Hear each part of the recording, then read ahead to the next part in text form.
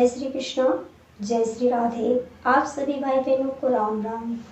आज मैं आपको कार्तिक के 5 दिन की कथा सुनाऊंगी। कार्तिक शुक्ल पक्ष दशमी से लेकर पूर्णिमा तक 5 दिन की पछिड़तियाँ नहाई जाती है। दशमी को सवेरे जल्दी उठकर स्नान करके एक समय भोजन खाया जाता है। एकादशी के दिन एकादशी का व्रत किया जाता है। द्वादशी, त्रयोदशी, चतुर्दशी और पूर्णिमा, इन 4 दिन में या तो आप एक समय भोजन कर सकते हैं या एक समय फलाहार कर सकते हैं। इस प्रकार ये 5 दिन व्रत करते हैं, उसको पछिड़तिया बोलते हैं। पितामह भीष्म ने इन 5 दिनों में भगवान विष्णु का ध्यान, कृष्ण का ध्यान किया था, जिनके कारण भगवान कृष्ण ने इन 5 दिन को भीष्म पंचमी व्रत भी बताया गया है। और भगवान के इस ध्यान की वजह से पितामह भीष्म को मोक्ष प्राप्त हुआ था। पछिड़तिया में व्रत करने से कार्तिक में पूरे महीने व्रत करने जितना ही फल होता है, परंतु इसमें आराधना, ध्यान और दान ये सब भरपूर करने से होता है। 5 दिन तक सवेरे ब्रह्म मुहूर्त में स्नान करें, तुलसी की पूजा करें, पीपल वृक्ष की पूजा करें, शालिग्राम भगवान की पूजा करें और मंदिर की परिक्रमा करें, तुलसी की परिक्रमा करें, नगर बसेरा की भी पूर्ण परिक्रमा आप अवश्य कर लें। इन 5 दिनों में आपसे जितना हो सके उतना दान पुण्य करिए और कथा सुनिए। कार्तिक की सुनिए, पंचम विक्षम की कथा सुनिए, तुलसी जी की सुनिए, पीपल फतवारी की सुनिए और शालिग्राम जी की कथा सुनिए। इन कथाओं को सुनने से ये व्रत पूर्ण होता है। भोजन आप एक समय करें तो भी ठीक है और फलाहार करें तो भी ठीक है, परंतु एकादशी के दिन आप फलाहार ही करके रहे। एकादशी के दिन अन्न बिल्कुल भी ग्रहण नहीं करें। तो इसके मैं आज आपको एक कथा सुनाती हूँ, पंचम विक्षम की कथा। एक साहूकार के बेटे की बहू थी जो बहुत सुबह उठकर कार्तिक के महीने में रोजाना गंगा जी में स्नान किया करती थी। वह पराई पुरुष का मुंह भी नहीं देखती थी। एक राजा का लड़का था, जब भी रोजाना गंगा जी नहाने जाता और सोचता कि मैं इतनी सुबह नहाने आता हूँ तो भी मेरे से पहले कौन नहा लेता है। 5 दिन कार्तिक के रह गए। उस दिन साहूकारनी की बहू तो नहा के जा रही थी, राजा का बेटा आ रहा था। हुड़का सुनकर वह जल्दी जल्दी जाने लगी तो उसकी माला मोचड़ी टूट गई। राजा आया, उसने सोचा जब माला मोचड़ी इतनी सुंदर है तो इसे पहनने वाली कितनी सुंदर होगी। सारी नगरी में राजा ने हेलो फिरा दिया कि जिसकी ये माला मोचड़ी है वह मेरे पास 5 दिन तक आए, तब मैं उसको माला मोचड़ी दूंगा।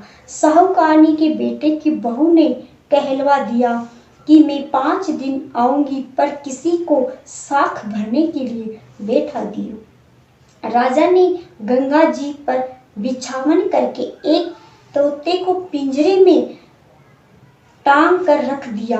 वह सुबह आई, पहली पेड़ी पर पैर रखा।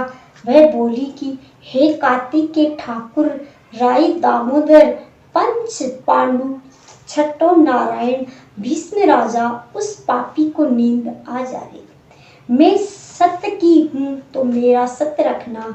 राजा को नींद आ गई और वह नहा धोकर जाने लगी तो तोते सुआ से बोली कि सुआ सुआ सुबटा गल, घालूंगी हार, साख भरियो मेरा वीर। सुआ बोला कि कोई वीर भी साख भरा करता है।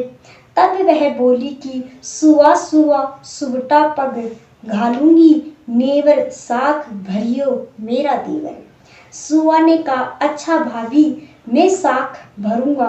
वह तो कहकर चली गई। राजा हड़बड़ाकर उठा, सुआ से पूछा, सुआ सुआ वह आई थी क्या? कैसी थी सुआ? कामनी गुलाब का सा रंग था,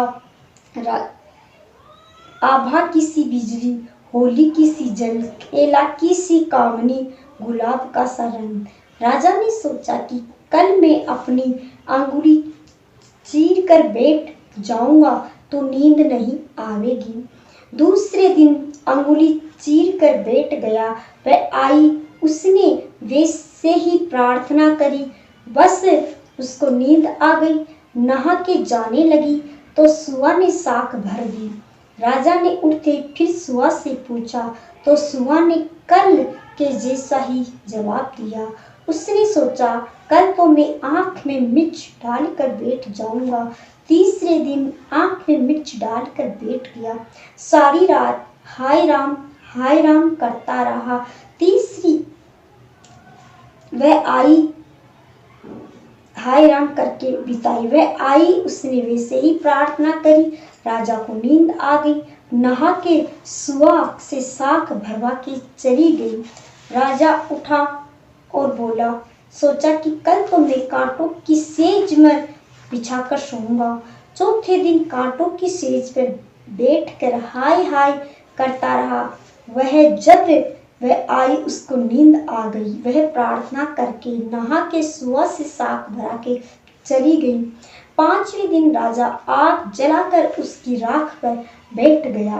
वह उस दिन भी प्रार्थना करती आई कि आज भी मेरा सत रख लियो, हे राई दामोदर भगवान, हे कार्तिक के ठाकुर। राजा को नींद आ गई। उसने सुआ से साख भरा ली और कहा कि उस पापी से कह दियो कि मेरी माला मोचड़ी घर भिजवा दे।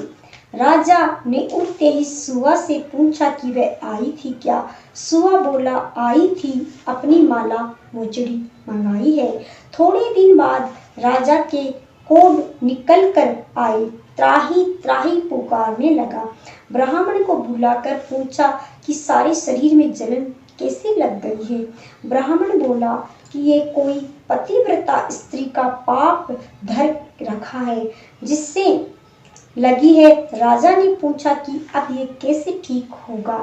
तब ब्राह्मण बोला कि उसकी तुम धर्म की बहन बनाओ, उसके नहाए हुए जल से स्नान करो ना, तो तुम्हारा जलन कोढ़ ठीक हो जाएगा। राजा माला मोचड़ी लेकर उसके घर गया और साहूकारनी से बोला कि ये तेरी बहू गंगा पर भूल गई थी, यह उसे दे दो और वह कह देना कि अपने नहाए हुए जल से मुझे नहला दे। साहूकार बोला कि वह तो पराई पुरुष का मुंह नहीं देखती, तू इस नाली के नीचे बैठ जा, वह नहाएगी तो तेरे ऊपर पानी पड़ जाएगा।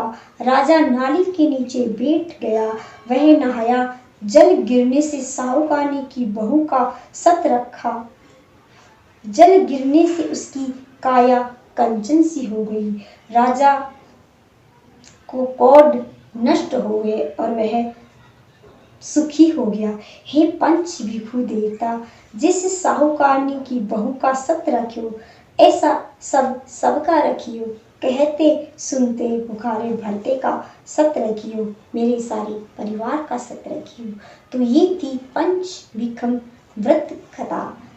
5 दिन की 25 क्यों में कार्तिक की कथा यही कही जाती है। कार्तिक के देवता 5 दिन में उस साहूकारनी की बहू का सत रखियो और उसकी कार्तिक का 5 दिन का स्नान पूरा करवाया, इसलिए इस कथा को कहा जाता है। आपको ये कथा कैसी लगी? अच्छी लगी तो मेरे चैनल को लाइक करें, शेयर करें, सब्सक्राइब करें। आपका बहुत बहुत धन्यवाद। जय श्री कृष्ण।